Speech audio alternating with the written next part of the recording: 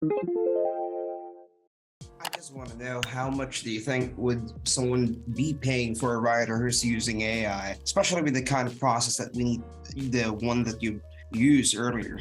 Yes. So you're asking what should we expect to pay a writer that's basically going from SEO writer to AIO writer? Yeah, somewhat like that, because we already have experienced writers on the roster itself, but retraining them for the AI tool is going to take a lot of time. So I want to know how much we should invest on this matter. You know what? Let me go ahead and share my screen. I have a blog where I recently wrote out the process. The blog for this is contentscale.ai/AIO-model. So the steps that I talk about taking are, first of all, you need to get your writer immersed in this technology. So like sign up for the tools, let them test the tool, let them really give it a run for the money. And, just keep in mind, if it's Jasper, if it's ChatGPT for SEO blogging, like that writer's going to come back and hate you. It's like, pick the right tool, right? That's half the battle. And then training. So YouTube videos, we have a lot of content. Ryan has good content, but they need some way to train on how to use this tool. And I do have a step-by-step tutorial. So there's content out there that will train them and help them get used to these tools. So once they actually play with the right tool, they're like, oh, I can now write.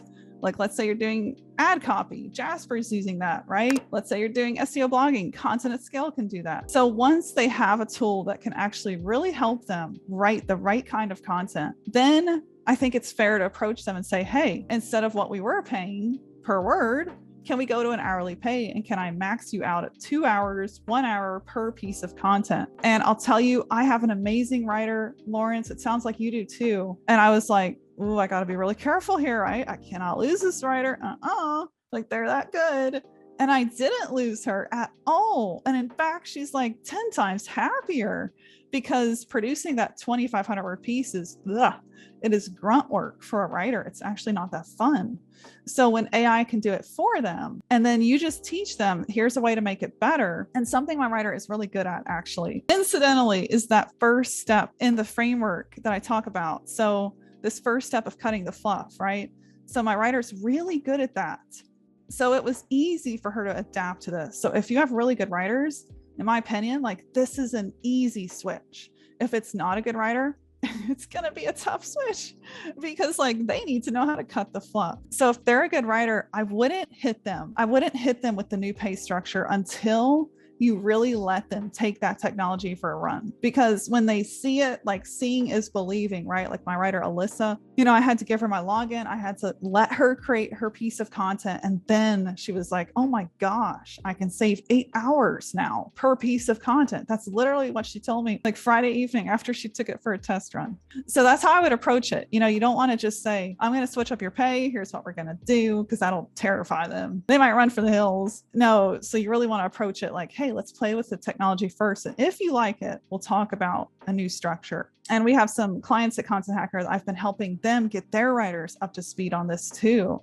And they have writers that are kind of like, this is their side hustle. Like, they're really good people. Like, they're a professor by day, they're an engineer by day, so they write by night. So these tools are making their life so much easier. They're like stepping away from the computer at 9 p.m. instead of midnight. So for a writer that has this as a side hustle, I would say, like, it's even more attractive, right? Because sometimes happiness is valued just as much as money. So, and I know, like, they got to pay the bills too, right? So for Alyssa, what I worked out was to have her just do more content. And then, like, she tells me when she's burnt out, and she hasn't. We've been doing like 3 to 4 pieces a week. And these are like 30,000 word guides with one writer that just, like, she takes so much time, right? Went from 8 hours to 1 hour. So that's what I would do. And then when they're comfortable with that technology, that's when you can approach them with that new pay rate, and just make it a win-win by telling them, we can now do more content, right? And then you can, service more clients with less writers. So did that make sense? Does that help you? I actually have managed to set my expectations to how many pieces should we put out in a week, considering the fact that we're mostly using ChatGPT right now in terms of producing articles, but mostly for niche that are quite hard to write about, mostly legal matters. Yes. Okay. So you're using ChatGPT right now. How is that going?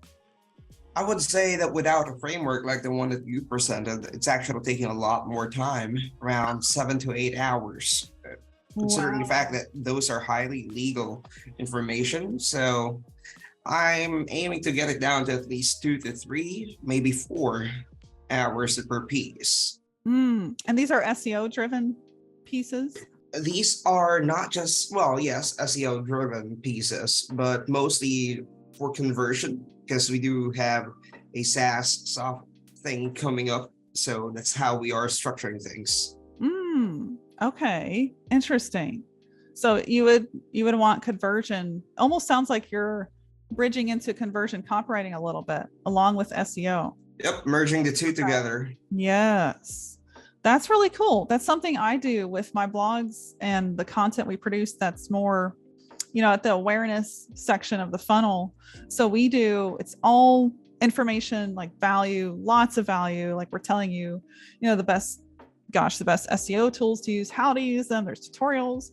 So sometimes a piece like that can take 2 hours, but with content at scale specifically for us, and we're able to generate this. And then what it does is the last paragraph of the blog is actually written almost like a sales pitch, which is really cool because you want your blog to end in that persuasive copy. Otherwise, like you kind of lose grabbing that reader and saying, hey, go to the next step. So that's something we found built into this tool, which is really cool. And again, like, I've tested Jasper, ChatGPT, Phrase, I think that's how you call it. I've tested so many and they're just like that structure, right? It's really lacking. And you're right with that writer saying, I'm not saving any time. This is actually making my life harder. That's why I couldn't switch my writer to this model. No way. If we were using ChatGPT for SEO content, like there's just no way I could have gotten Alyssa on board. She would have been like, Julia, I'm getting a new job and I cannot afford to lose that writer. So I think the tool you use, right, is like really, really important. And then how you use it. So that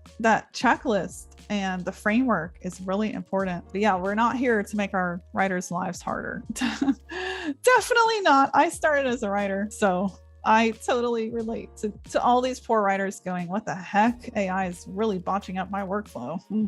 So nope, that's not our goal here. Not my goal at all.